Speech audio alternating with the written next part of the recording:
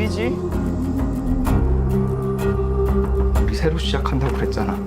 이게 그거야. 아빠는 빅 가든 하나 만들 거야. What a wonderful day to be in the house of the Lord. If you're here with us for the first time, please stand. What a beautiful family. Glad you're here. How's your daddy like that new farm? He growing things good, doing things right? Yes. 미국 애들은 할머니랑 같이 방 쓰는 거 싫어한다던데. But I don't like Grandma. 쟤는 안 그래요. 한국애니까. Grandma smells like Korea. 야, 뭐라고? 그랜마 스멜?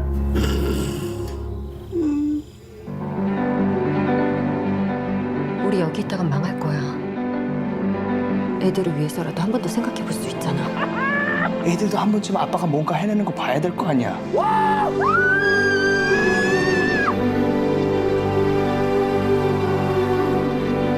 깨라 이놈아. 할머니는 진짜 할머니 같지 않아요. 할머니 같은 게 뭔데? 쿠키도 만들고 나쁜 안 입고 먼저 팬티도 안 입고. We need to find water somewhere. If that soil ain't wet, we're gonna lose the crop.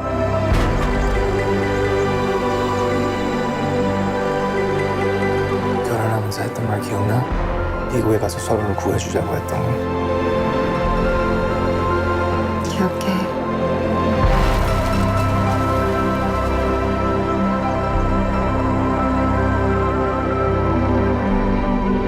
어이, 프리티 보이, 프리티 보이. I'm not pretty. I'm good looking.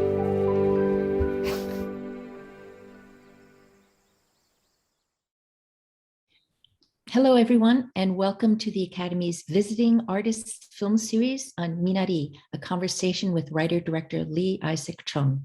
My name is Janet Yang, and I'm a governor at the Academy of Motion Pictures Arts and Sciences in the Producers Branch. I am also an officer chairing its membership committee. And now I'd like to introduce to you Lee Isaac Chung. Hello, Lee Isaac. Oh, The hello, last Janet. time I saw you was at the nominees dinner for producers and directors, and we were very wise to bring back those like you who were nominated previously last year, but didn't get a chance to celebrate you in person. So that was.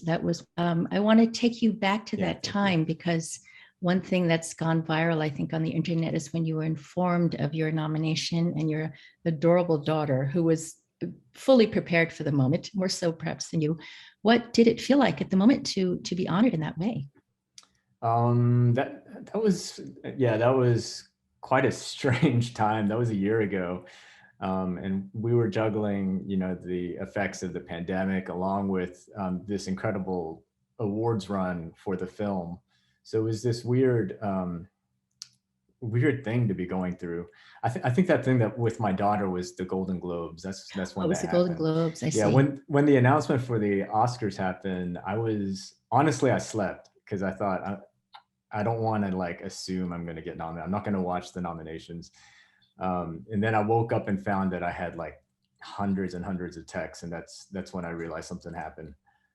So yeah, it's just weird. I never get hundreds of texts. So.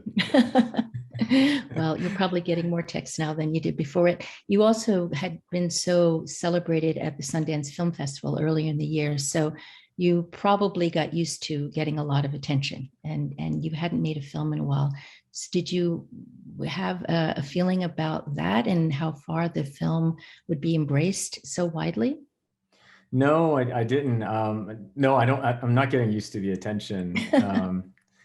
Yeah, it's weird because this one was one in which a film in which I probably was thinking the least about, like, would this get an award or would this do well? Or,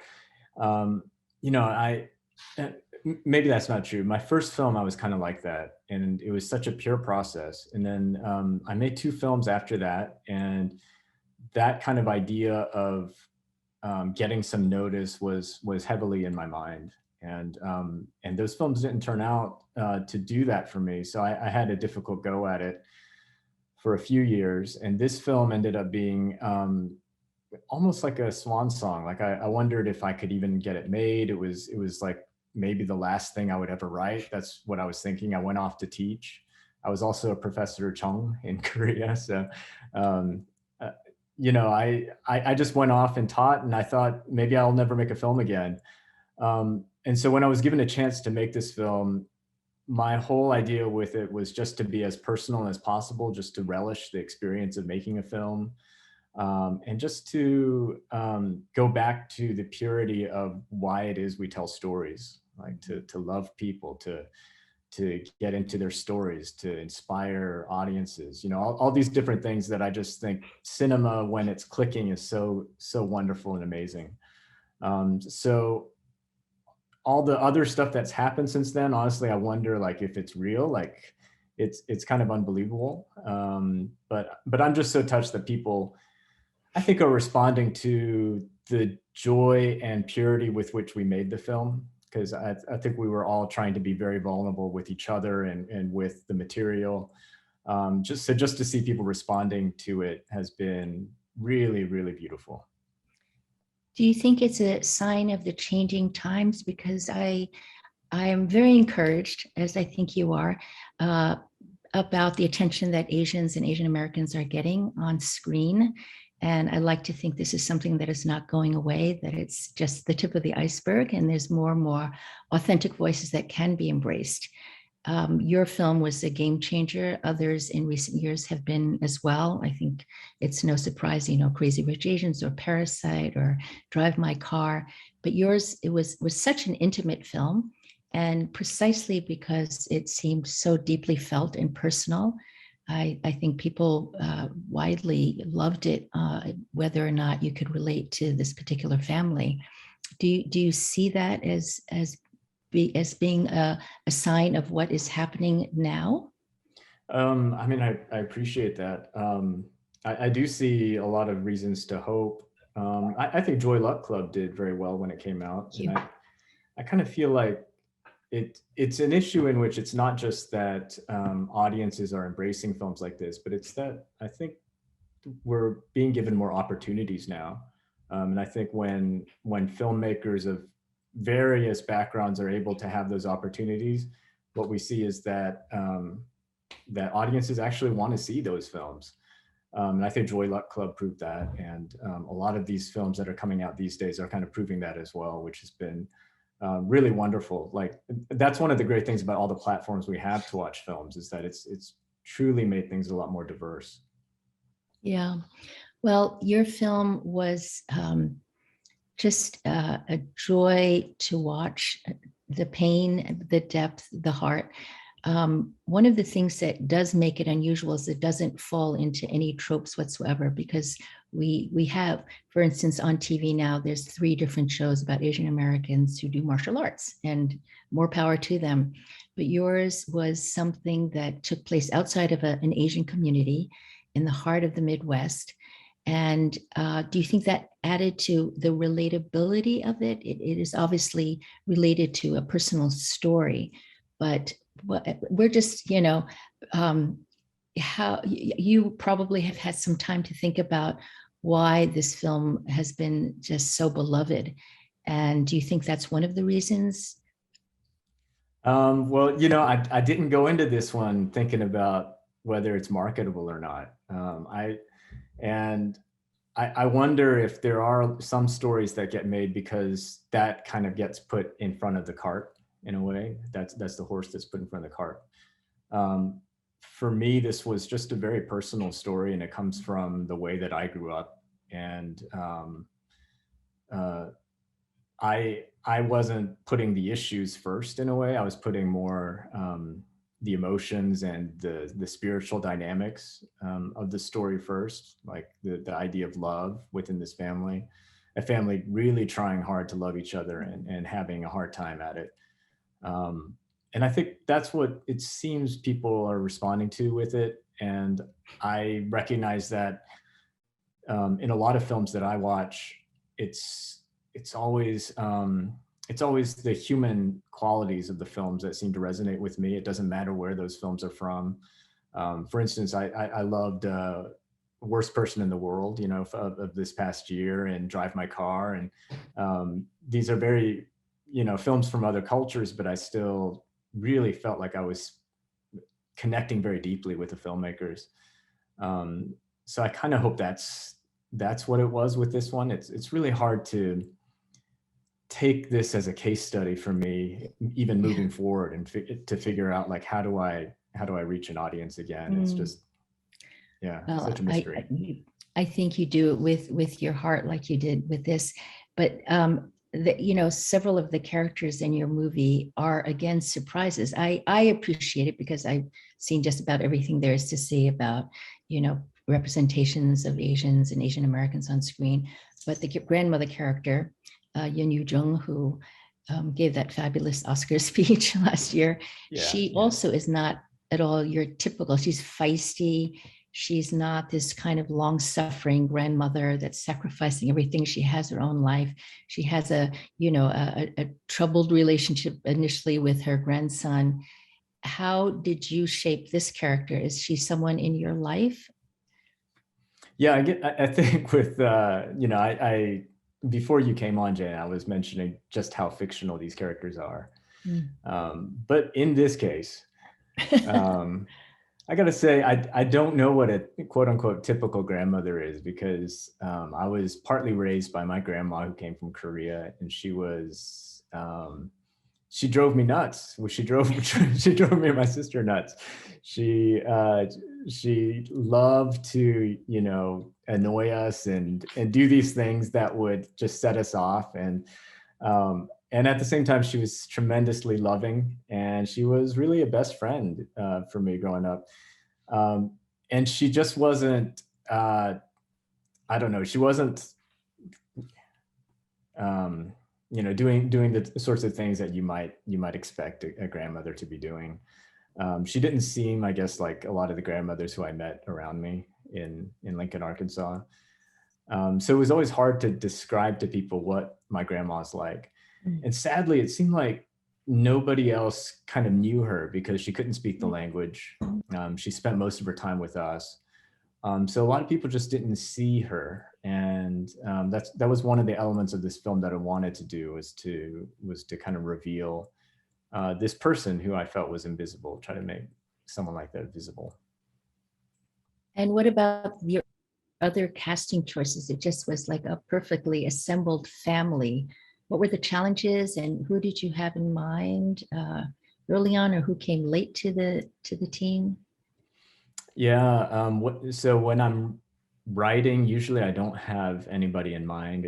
I had Will Patton in mind for Paul. That was the only person I had in mind as I wrote. I think Steven came on first, and that was because we already kind of knew each other. He's married to my cousin, my first cousin, who grew up in Arkansas. So we kind of knew each other, but we also started to be represented by the same agent around the same time. And she kind of connected us both, knowing this project, saying, hey, you guys should work together on this. And I was really scared. I didn't want to mess up a family relationship. And I wasn't sure if he'd want to do this because he'd have to speak with an accent the whole time as well. And you know how charged that can be, that sort of issue for Asian actors. So I was really pleasantly surprised when we connected, and he loved the script and wanted to do it. So he was the first Yi family person I had on my family picture frame that I was like building out as I was prepping the film. And I was able to fill in Yoon Yo-jung and Han Ye-ri next. And I was living in Korea at the time, so I was able to meet them in person. And Yoon Yo-jung was just a dream to work with, and I just jumped at the chance that if she could do it, I would work with her. So a mutual friend of ours put us in touch, and we met together. I think she was only interested in whether or not the story was real. That's what she asked, like, is this a real story? Yes, I'll do it. That was kind of it. Oh, you told her it was a real story. I did. I mean, I kind of told her how it was written. Yeah. And then Han Ye-ri also grew up on a farm in Korea. So we had that, there was a similarity there. So when we got together, we didn't talk much. Like we were pretty quiet with each other, but there was just a shared comfort, and I kind of felt like we understood each other. So that's how they came about to be. Like those three got involved in the project. And then the big challenge, to answer your question, was finding the kids. That was really tough. We had maybe 2 months to find them, and we knew that they would be most likely non-actors, people have not acted before. And we had this wonderful casting agent, Julia Kim, just scoured Korean churches and hagwons and different places where Korean kids are congregating. And we were just looking for a Korean kid who'd be able to speak in Korean pretty fluently, and also can act and all these other things. So it was just a miracle that we found both Alan Kim and Noel Kate Cho. They were just incredible. We had them get together on Zoom, kind of like this, and just talk to each other as though they're brother and sister. And we saw them clicking.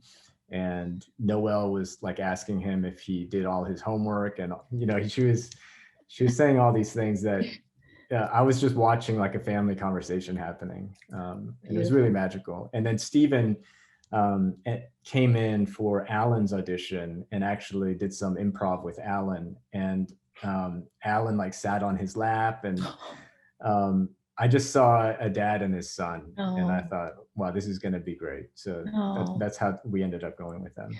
And that Alan Kim, he's a superstar. He's a huge following on social media. You said about 2 or 3 things just now that I wanted to follow up on. One is the importance, I think, of having a casting director, having an entire crew for that matter, that really understands and can relate to the story. I mean, I can't imagine somebody helping you with casting and not being able to get into Korean churches and knowing where to go and developing a whole network. I assume that was something very intentional on your part. Yeah, there are many intentional choices with our crew of specific times when we needed somebody who's bilingual, who's Korean, who understood the culture. And Julia was one of those as our casting director, because she would have to be talking to parents, and she would understand the nuances of exactly what we're looking for, like which generation this child is, like when did the parents come over, like all these things have their own nuances. And then the other was we definitely needed somebody who could speak Korean as an editor. So Harry Yoon, who we brought on board, it was just so great to work with him. And I remember some producers came in, or some people from the studio, and we showed them a cut, and we totally forgot that they don't understand Korean, and we didn't subtitle it. And we're saying, oh yeah, this doesn't make sense for you guys, because we were just able to edit it in Korean and English with that sort of shorthand between us. So there were key moments where we just felt like we needed to cut to the chase with that stuff, just because we didn't have a lot of time, and it would just help the flow of making the film. Well, I am again pointing out how wonderful it is to be working in this day and age where there are enough people to choose from. When we were making the Joy Luck Club, we definitely could not find an Asian American casting director. We had a few other roles for Asians, but very, very, very few. They just didn't exist at the time. So it's wonderful that we can crew up and cast up in the ways that we'd like. I had another question about why you were living in Korea at the time, and was it related to this film? Because this obviously took you back to some very deep roots. And how did your time in Korea affect the making of the film, or vice versa? So I went to Korea to start teaching. I got a job offer to teach as I was writing Minari in 2018. And so it was a chance to finally have some kind of stability financially in terms of my own work. And my wife had carried the load for us, and especially because I had asked for like a couple of years for me to try to write something. And so it was my time to, kind of, I gave it my 2 years. Let's go ahead and move. And going over there, what was incredible was one, like I got to live out my own immigration experience of what that's like to go to a place I'd never lived. And my wife, doesn't speak Korean. She's Hong Kong Chinese. So we were going there with our daughter. So we kind of were immigrants. It was very different from the way my parents immigrated, of course, a lot more luxurious for us. But the other thing is we were placed in, where I was teaching was in this place called Songdo. And it's in this area with a lot of mud flats off the coast of Incheon. And that's on the western side. And what I found out from my mom was that that's actually where my grandmother, who I wrote the character in Minari after, took my mom for about 2 years after she became a widow. So my grandfather died in the Korean War as a soldier. And my grandmother took my mom there, and she would gather shellfish in the mud flats. And that's how she would like feed my mom. And my mom hates shellfish to this day, by the way, because she ate so much of it. But I had no idea that she did that. And in my office, I could look out and I could see people, women, mostly women, going out and gathering these shellfish. And it's a hard living. So it was strange for me to be there, to think like, oh, my grandma did that so I can be here in this building, in the air conditioning and doing something that's, so much better than what she had to go through. So I just felt a closeness to her, and that really gave me a type of compass as I was making this film. Well, it's very apparent that some deep connections were made then, and having gone on that personal journey also is quite remarkable. The other thing you said earlier was being a little bit nervous about asking Stephen to speak with an accent. Do you feel like we've come a ways away now that we have much more, many more projects and filmmakers and talent that are surfacing? Do you feel that it is now much easier to make a film like Minari and not be nervous about that, because we've gotten over the extreme sensitivity that existed when we had so few opportunities? Yeah, I mean, I kind of go both ways on it. I do feel like there are reasons to be optimistic and hopeful. I still think it's a little hard because, I think before us, The Farewell was being listed often as one of the first, to have so much Chinese language dialogue in the film. And in many ways, they paved the way. Like, we often use The Farewell as an example for why we can get away with using a lot of Korean dialogue. Because to be honest, there were hard discussions in which there were people who were worried about us using so much Korean in our film. And I think that it also limited our budget, like the fact that we were shooting this film for under 2 million. That was reflective of the type of film that we were making, because it was not English language. And then you saw in the release of this film, just that level of confusion about, is this an American film? Is this a foreign film? So my thought on it now is like, I hope, what Lulu did was incredible with The Farewell, and that entire team. I hope that our team, as the Minari team, that we also helped make it easier for people in what they want to do to tell the story that they want to tell, to prove that, hey, that there is an audience for stuff like this. And also that you can create roles that are, all different types of roles for actors, and that, they can be very complex and interesting. I don't know if that answers the question, Jenny. No, it does. It does. It's just interesting to see how far we've come, and things are changing. There's still a lot of anti-Asian hate crimes, and so there's, in my mind, good news, bad news every day. Really good news and really bad news. It's not a straight line whatsoever.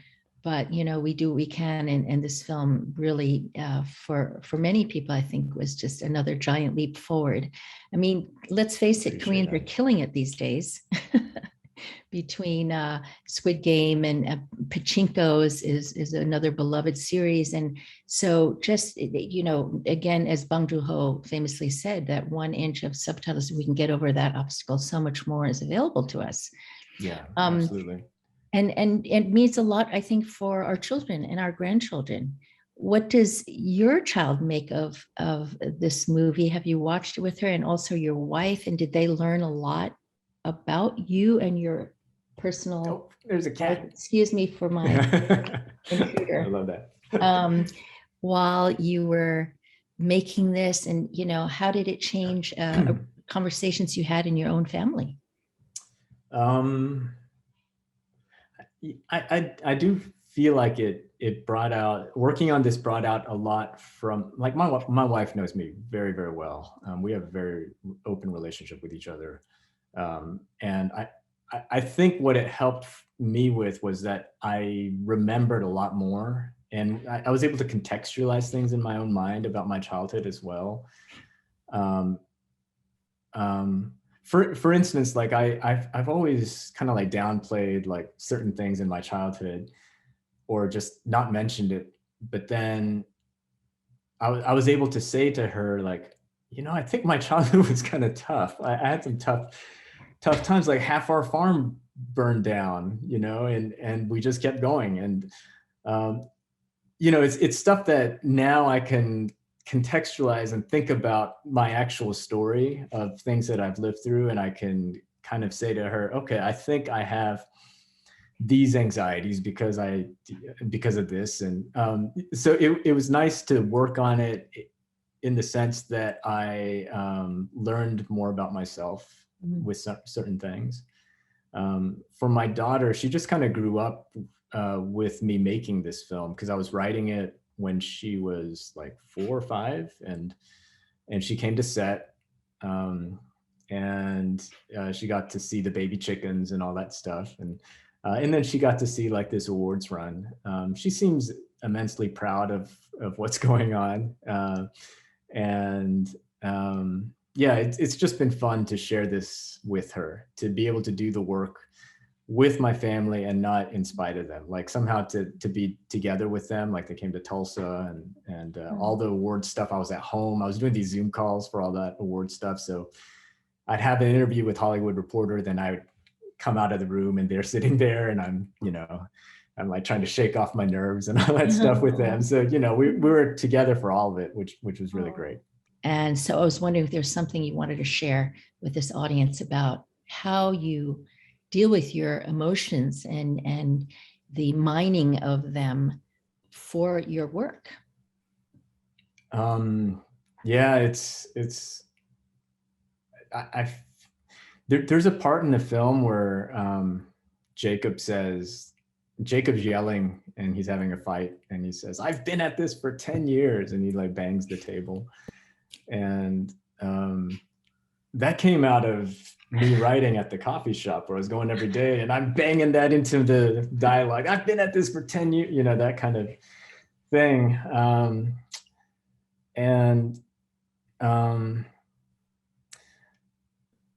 Yeah, it's strange. When I was in Korea, I sometimes tell this story. I thought this film was not going to get made. Like, we got right to the finish line, and because of everybody's schedules, I was told that, look, if we don't get this all figured out in the next week, this film is not going to happen. And if it doesn't happen in this next week, then probably it'll never happen, because this actor has to do this actor has to do that. And then by then it's like maybe 5 years from now we'll make the film. You know, that's kind of what I was told. And I knew the writing, I mean, that reality meant, okay, this film is going to die. Something weird happened was that I just hung out with my wife and daughter that weekend, and I just felt deeply at peace and deeply grateful for them in this way that it just washed over me, like this feeling of thanksgiving and peace on a very spiritual level, I'd say. And like, I just felt like I have no feeling of regrets in life. I can move on now. Like I realized I came this close to it. It would have been nice, but I have everything I need.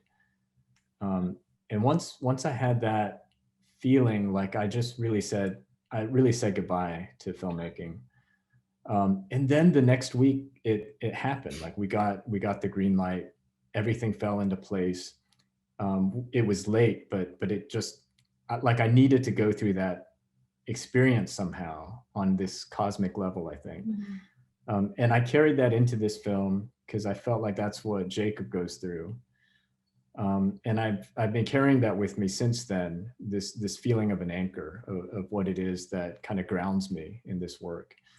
And that's why I feel like I don't get too anxious nowadays with it.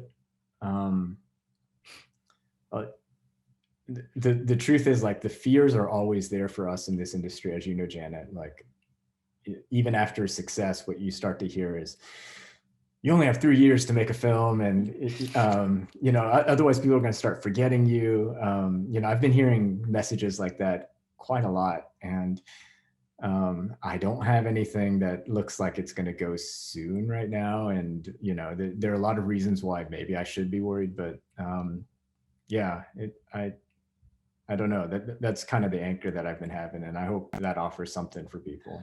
I'm sure it does, because what I often feel and try to talk about is the spiritual challenges. Because on the one hand, what you did in that moment with your family was to let go, right? Let go of something you were yearning for. It brings tears to my eyes to talk about it, actually.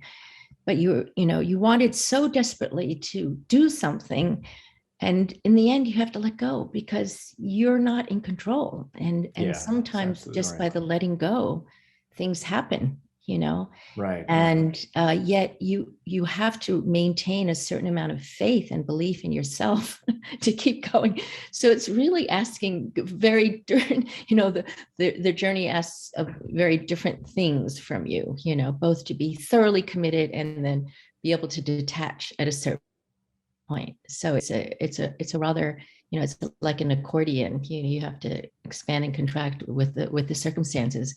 Yeah, But I think that's right. yeah. And I think that seeking out success in this work, in film, in this industry, in order to solve some deep issue, I think that that's only going to disappoint. Like, even if you find success, like I honestly feel like that's not going to be it. So Well, certainly if one is chasing fame or fortune or celebritydom, that there is zero guarantee of that. You know, at most we can achieve something that we want to put out in the world, that we believe strongly in, and hopefully connects with the audience. yeah, Is how I see it. You know, it's the external success factors are simply beyond our control. Yes, And absolutely. it works both ways. Things that seemingly are going to be wildly successful and are not, or seemingly, and as in the case of Minari, very personal film that broke a lot of rules, becomes a huge quote unquote success in that it just touched people. And that gives me hope, is that sometimes the purity of that reaction from others, you know, is what carries the day. And that's why, you know, many people just are still talking about Minari. And as far as I'm concerned, you can take the rest of your life to make whatever you want to make. There is no pressure. Thanks, do not feel any pressure. It's not just 3 years. I believe some students have questions, so I'm going to take some questions from them. Are there questions? If not, I have more questions. So if there are, oh, I see a lot of hands raised. Okay. Justin Park. Hello. My question is that it's very interesting to look at Minari in respect to the first film that you've made. I'm not going to attempt to say the title, but the one that was set in Rwanda, in the sense that that is where you are almost kind of there as an outsider, kind of looking into their stories and trying to their stories to the world, where Minari is kind of like almost the opposite, where the story coming from internally from your own personal history.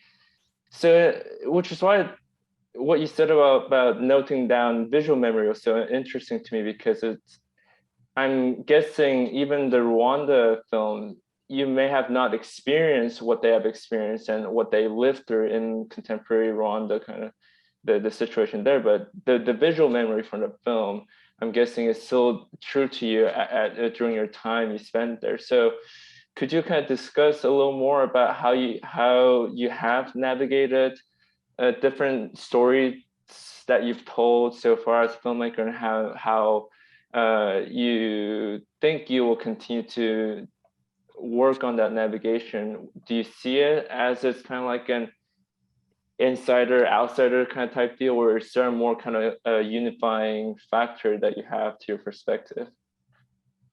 Yeah, thanks, Justin. Thank you for knowing about that first film even. That film was so fun to make. I went to Rwanda. I had about like a 9-page outline of a story, and while I was there, that outline was kind of based on something I had read as I was researching the country. But when I got there, I just started to really work with people and interview people, and almost like in a communal sort of sense, we just shaped together the story. We started adding different people's memories. So there was that similar element to this, where a couple of the actors, like their actual stories, the two leads in that film, they would tell me things that they've lived through, and then we would incorporate them into the film. So we kind of did some of that stuff with that film. But yeah, I felt very comfortable in Rwanda as an outsider in some sense, who felt like, oh, I felt very home there as well. And I felt inspired by the end of that project. I kind of told everyone, like, I need to go back to the US and tell my own story somehow. I remember that experience inspiring me, because they kept on talking about, we want to tell our stories. We want to, we just want more chances to tell our stories. So I made a decision when I left that I'm going to try to help them tell their own stories. And then I'm going to try to tell my own story. Like, there's some value in that. It took me many years to kind of come around to doing that, though, in a weird way. But I, as far as like how I look at what I'll do in the future, I'm just kind of interested in doing everything in a way. Like, I'm not seeing any limitation in that regard. I'm not like a systems guy where I think systematically about things. So I just kind of feel things out, and I'm just going to feel out if something feels right or not, and do it. And that's probably what will drive me in the future. And then what I also notice is that I do the thing, like I make something, and then I get really good at talking about it in hindsight. And I don't know if anyone else relates to that. And I kind of wonder if that's happened with this film a little bit, because so much of this film was intuition, to be honest. And then only later do I pick up on some of the patterns and different things that I was thinking about or influenced by. And then I'm able to talk about it.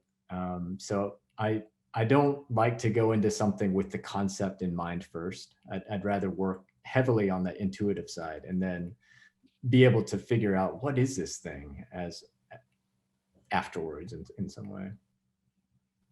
Thank you. All right, Abraham Abatel, forgive me if I pronounce your name wrong. That was exactly right. Thank you so much. Hello. Hello, Lee Isaac. I really think it's a pleasure to meet you. I guess my main question for you is, when you were in the early stages of your career, what was the one thing that you wish someone had told you? Thanks, Abraham. Early stage of my career, I have a lot of these, which I don't, sometimes they're not as helpful as others. I think you might be asking this, though, because you kind of wonder with your own career, and you're kind of wondering what to do, and how your story might align with mine, and what you could peace from that. And it's just, my heart goes out to you. It's such a difficult process with this, with going into film, because it's not an easy path. And it seems as though so much of this happens to you, like you just happen to be in the right place at the right time. So there's a lot of that. I would say the one thing, I think Janet alluded to this so beautifully, is that there's a principle to why we're doing this thing that we do that can often be a guide, like a belief in why we're doing it. And I think that is what helps make this path more, it makes it easier and it makes it less fraught with disappointment, is if you're working with certain principles of like wanting to connect with people or you know, do something good for humanity, for society, things like that. If you're working with these principles and you're chipping away at it, I think that's always going to be rewarding, and it's always going to be the right thing to be doing. And it's the career type of stuff that is really tricky. Like it can help you get lost a little bit when you put career success and all that before the stuff that might actually get you there. And the stuff that might get you there is actually, I feel, your inner life and your principles and things like that. I don't know if that answers the question at all, but That's amazing. Thank you. yeah, thanks, Avery. Yeah. Byron Hamill. Hi. Hey, Byron. Oh, there I am. Sorry. So first of all, I'm really excited to meet you, and that's probably why I'm pressing the wrong buttons. This is such a great film, and I thought it was one of the best family dramas I've ever seen. But I wanted to ask about a poetic thing that happens in it when David first, when he cuddles his grandma, you know, and the next day she's starting to get sick and he starts to heal. How much of that was intuition and how much of that was something that you designed poetically? Yeah, thank you, Byron. That was an idea I had pretty early on, that there's going to be a switch off where we see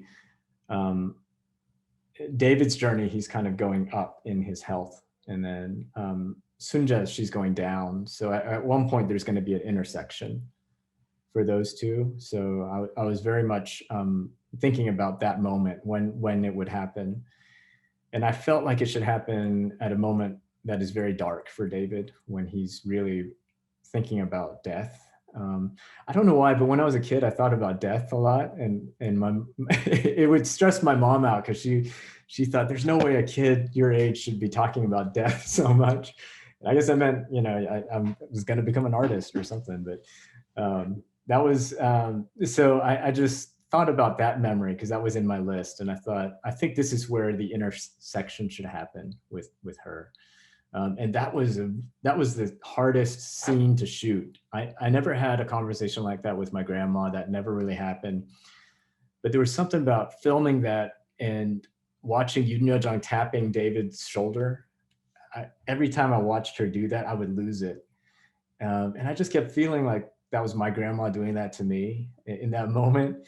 And I couldn't get through it. And like Lockie, my DP, would like hand me tissues, and he'd ask me, "Are you okay? Do you want to move on? Like we do something else?" And we had our schedule. We were shooting so quickly. I said, "No, we got to do this." But you know, the sound guys are like, "We're hearing the sniffling. Can you please calm down a little bit?"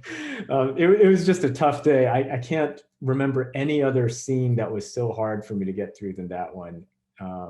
And even now, like I watch it and I think, I wish I could try it a little bit more, because I think I could have made that scene a little better. But I was so, you know, I was watching that scene through blurry eyes. It was, yeah.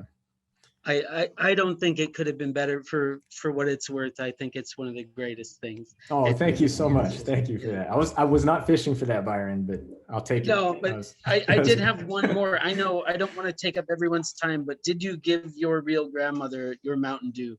That's my last question. I did not. No, I did not. For the record, I did not. And yeah, I hope that ends up on a Wikipedia page someday. So You can see people clearly love this film. We've studied it very closely. All right, Adam Bonsup, next, please. Oh, hello, hi. Hey, Adam. So I'm actually not Adam, I'm Alexis Brown. I'm using my work computer, so I apologize for that. Okay. But I really, really admired your work, and I think it was an incredible movie. And I had a question about kind of like your process and when you were writing. And you said that you wrote 80 memories, and they were like very vivid for you from your childhood.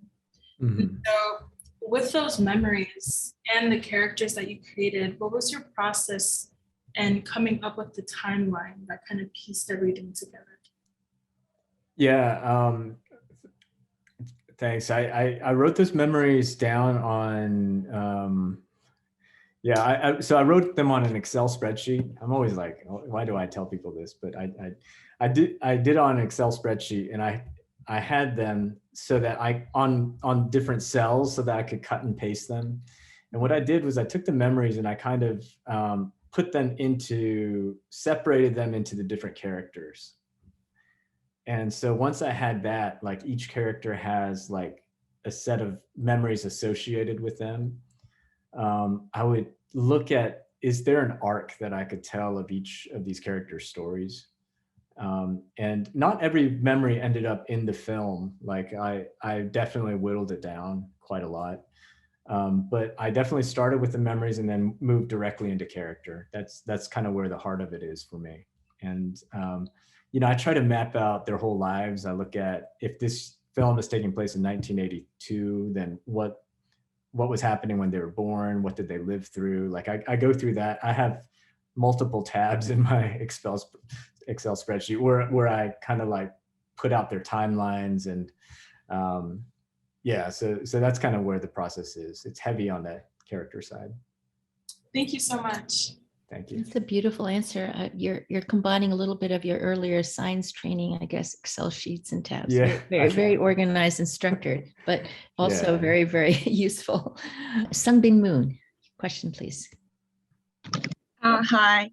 First of all, thank you for giving us like great inspiration and stories during the discussion. I'm an international student from Korea, and I've been living alone here in the United States for 9 months with this dream of film. So I saw this movie on my first flight from Korea to the United States. So it reminded me of my family a lot. And what I want to ask is how I can express my sincere gratitude to my family, because recently I'm only immersed in my sadness. So I think I forgot how to say thank you to my family. So yeah, this is my question. Thank you for that. That's so sweet. I hope, the fact that you're asking that question, I think is going to lead you to the answer that's personal to you.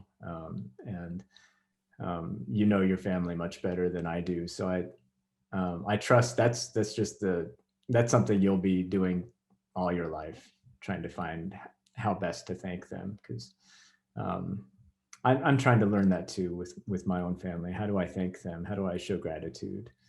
And it's not always easy, but I'm glad to hear like what you're up to. Like I feel like a lot of people who have experienced displacement and have moved to other cultures, they make very interesting work. Like there are a lot of filmmakers like that. Ang Lee was a film student in New York, for instance, from Taiwan. And you could just see his perspective on life. It's different, but it's very beautiful. And so there are many examples of filmmakers who have just lived in different places and who are able to tell a more, I would even dare say, like a more universal story as a result. So yeah, much courage to you. I hope your studies go well. Oh, thank you. Thank you for answering. Lovely answer. Emery Tanatiti, please. Thank you for pronouncing my name very accurately. Yes, huh? Hi, I'm Emery. I'm also international, except I'm past the student part of it and trying to make a filmmaking career in America. And so I was suddenly nervous, but Minari is my favorite movie ever. I think when I first watched it, I cried so much because it really reminded me of my grandmother when she brought the things back from Korea to home. I'm from Thailand and Hong Kong, so my grandmother would bring stuff from Hong Kong back for us. And I think it really inspired me to, because this is exactly the kind of movie I've been wanting to create my whole life, like something that's about family, about culture, and I just saw it in one. And so like, first I just really thank you for like letting me see that like this could totally be a reality.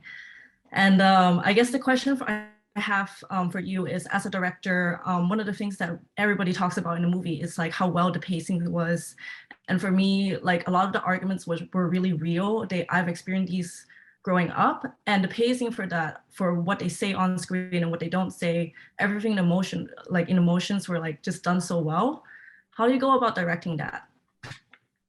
Thanks. Yeah, first of all, thank you, Emery. That's incredibly touching. For the pacing of the film, that there was a lot that was internal with that as I was making the film.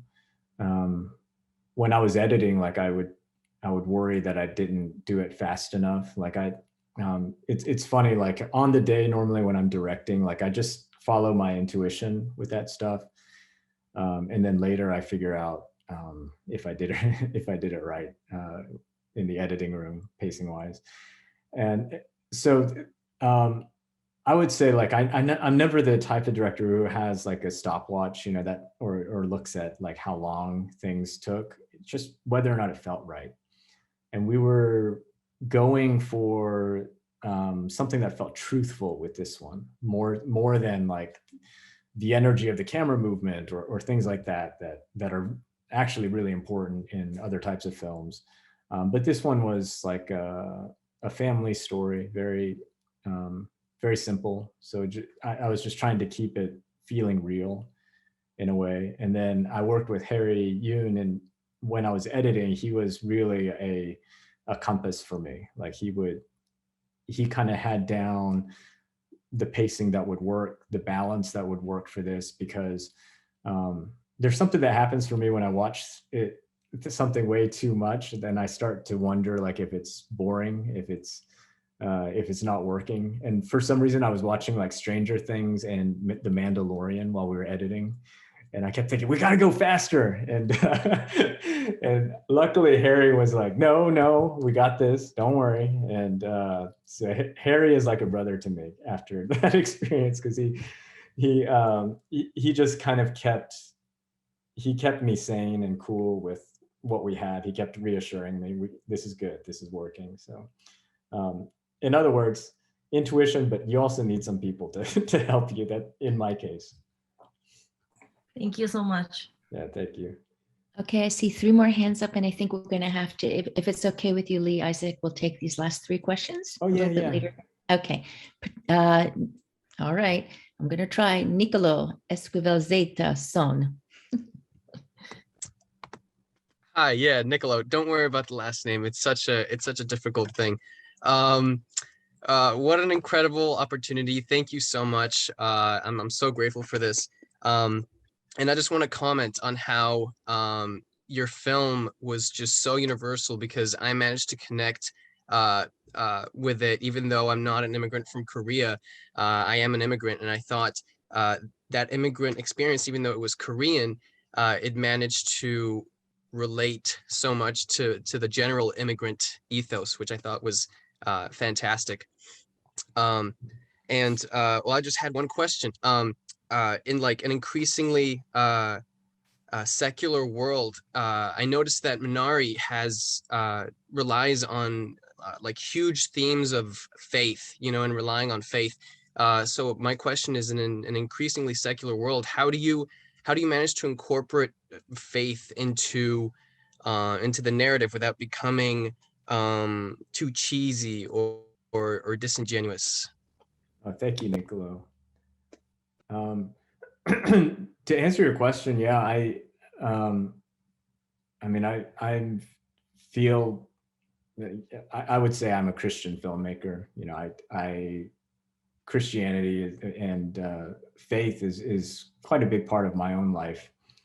And it was something that I would kind of shy away from sometimes, in terms of like what I present, because it's such a loaded sort of topic and it turns people off. And like my intention with it is not like to proselytize or preach or anything like that. But in this case, like this story was so personal. It was so much about like the things that I think about and the way that I see things, that I just wanted to be true to it.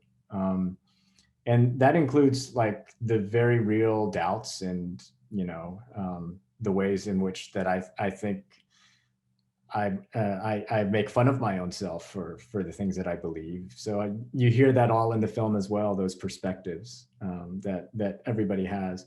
And I think on a spiritual level, like everybody in that film kind of represents some part of me, my own spiritual walk and journey and perspective on things. You know, in many ways, I'm Sunja, who's like, you know, telling her daughter to stop preaching this nonsense. I'm Jacob, who believes, you know, using my own hands and using my mind and all those things. And then I'm also Monica, who just, you know, wants to pray for people and really believes in hopes for better things. And even crazy Paul, I have those sides in me too. So I was just trying to be honest with it, really exploring every character and loving them, like loving that part of everybody, you know, and really respecting and honoring them and not criticizing any of them. Awesome. Thank you so much. Thank you. All right, Patrizio Ramos. Hey guys, what's up? Hi, Lee Isaac. My name is Patricio. Thank you so much for your time. Thank you so much for this insight. It's been really, really dope. My question is, what film do you recommend everybody should watch? I'm currently looking for something to watch. So other than Minari, of course, other than Minari, what would you recommend everybody watch? I'm going to give a shout out to someone who I just spent a few days with this guy, and I gotta say, hands down, he's one of my favorite people, and it is Darius Martyr, and he made an incredible film called Sound of Metal. Sound of Metal, Darius Martyr, perfect. Say, yeah, go watch Sound of Metal by Darius Martyr. This guy is the real deal. Okay, perfect. I think I googled it right now. Oh, Riz Ahmed, nice. Riz Ahmed. I think it's on. Riz Ahmed's an incredible guy too. Yeah, performance. It's on Amazon, so I'll be checking it out. If you haven't seen it, please watch. Perfect. All right. Thank you so much. Isaac Cow's next, and I see Parvati just joined us. So that's absolutely the final one then. No more questions, please, after this. We have to take a question from Isaac. Yes. Yeah. Hi, Lee Isaac. First of all, thank you for being a great filmmaker with the name Isaac. Big inspiration to me. Yeah, I'm a Taiwanese American filmmaker, so it's really cool that you mentioned Ang Lee before. I'm also Christian, so it's really cool to hear about that for your own story. My question is for your writing process. I've read up a little bit on how you wrote Minari and the whole diving into memories. And I think you've mentioned Dostoevsky as inspiration before. So I'm just wondering, just writing inspirations who you would recommend reading, as well as your own maybe daily or usual writing practice, and if you incorporate the Bible into any of that. Thank you, Isaac. Yeah, to be honest, I do read the Bible every morning, and it's I was talking to another writer, Minjin Lee, who does the same. It and there's a lot of inspiration in there, especially the Old Testament, which is just filled with such incredible and crazy stories that yeah, you can see the influence of it in so much. But I'm wondering if I have this book around. One book I really liked recently was called A Swim in the Pond in the Rain by George Saunders. It's a really great book. And I love Russian authors. So like Chekhov was a huge inspiration for Minari. Like he has this story called The Steppe, which was really wonderful. But he breaks down how to read a story and how to figure how stories are told. I think that book is really invaluable for writers.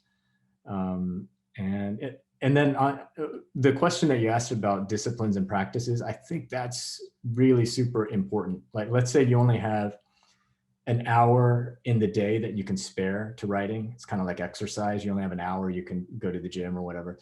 I feel like it's really important to set that hour and be true to it. Try to be as consistent as possible and do a little something that helps you get into the writing ritualistically, so that your body and your mind, it knows that, okay, I'm entering my writing space. I'm normally not this prescriptive about things, but for many years, I was just the type who would wait till inspiration struck, and then I would sit down and bang something out. And then for many days, I wouldn't do anything. That was never helpful for me. In retrospect, I realized what ended up working is just sitting down every day, even when nothing's flowing. Even if it means you sit down and you just drink a cup of coffee and you're not doing anything and you're writing nonsense and gibberish. Your body just needs to kind of realize you're in that writing space, and your body starts to help get into that mode for you automatically. So this was especially important after I had my child, after my daughter came around, in which I only had a certain amount of time. It was usually like nap time or something like that, in which I could sit down and do something. And you'd be amazed by how much that little discipline can actually help you to focus and to work. So I would highly suggest that. And I see on the side, yeah, it's A Swim in the Pond in the Rain. That's the title of the book. So thanks for writing that. Okay, thank you. I'm going to ask one more question before I get to Parvati, because someone cannot turn her camera and mic on. And I thought it was an interesting question. So it's an African-American woman who says that she noticed that Minari resonated with so many non-Asian people of color. And what do you think resonated particularly with African-American audiences, especially since she has roots in the South? When I was growing up, we didn't have an African-American community around me. It was quite a striking thing. And it was weird. I remember I felt such a deep connection to African-American music and books, and it was sudden. It was when I would discover these things, it gave me a sense of that particular perspective of someone who is on the outside in many ways. And I feel like we often relate. There's so many things that we are similar. We have similarities. Very strong families, sense of family. That's multi-generational. There are these elements, very strong. The work of women being so strong and vital. Yeah, there are just so many touchstones that to me was always a deep connection, that I wonder if that's a source of connection. I would hope. Yeah, but I really appreciate that question. Thank you. Okay, last but not least, Parvati, Devi. Hi, thank you so much for joining us. And also, I just want to say that everything you've been speaking about with your experience with filmmaking has been really relatable, which is really refreshing to hear. Oh, thanks, Parfait. Yeah, I wanted to ask, because Minari was such a personal story for you to tell, I think it's really easy for filmmakers to, like, when telling a personal story, they want full control over every single aspect of the filmmaking process. So they want to have full control over the editing, the way that the actors act. I wanted to ask, what is your mindset when it comes to trusting the different people to do their thing and to fulfill their own roles while also being satisfied with your own filmmaking? There's definitely such a big part of filmmaking that should, I feel, surrender and yield to the creative process. For me, that creative process is that filmmaking is a collaborative art form. And sometimes we filmmakers get into the trap of thinking that that is a threat to our vision, but I view what we do as being an incredible opportunity and it's something that allows us to achieve something that is impossible on our own. So, case in point, when we're making Minari, I had a stupid idea. I'll put it that way. That's the way I'll lead it off. I had some stupid idea about the production design, and I got into a slight argument with Young-ok Lee, our production designer, about it. And then finally I threw down my card. I was like, this is the way it was in my family, so let's just do it this way. And then Young-ok said, "This is not your family." She yelled at me, like, "This is not your family. This is the E family." And she was kind of saying, like, this family belongs as much to her as it does to me. And then she told me, this is why this is personal to me. For me, that was kind of mind blowing. It put me in my place where I realized everybody has ownership in this project. Everybody is bringing something personal to it. And because of that, it's growing into something that's so much bigger than this, this small brain. It becomes something much bigger. And everybody was bringing stuff like that. Like our lighting guy was a white man from Arkansas who now lives in Oklahoma. And he's an incredible guy, Steve Mathis. He told me, I took on this project because I also lived in a trailer home with my grandma. My grandma kind of raised me in the Ozarks. And he, with his lighting, there's something so deeply personal about how he lit that mobile home in a very respectful, dignified, humanizing way that could only come from him in a way that, comes from his memories, all these different things that are just so beautiful, So that's kind of the process that I'm still learning as I go, because inevitably I always think, when you're prepping something, you get worried, so you want to control it. And you figure out this is exactly how we're going to execute the thing. But on the day when you're filming, it's those people around you who really save the day and show you better ideas. So that's part of the work of being a director, I think, is to recognize that.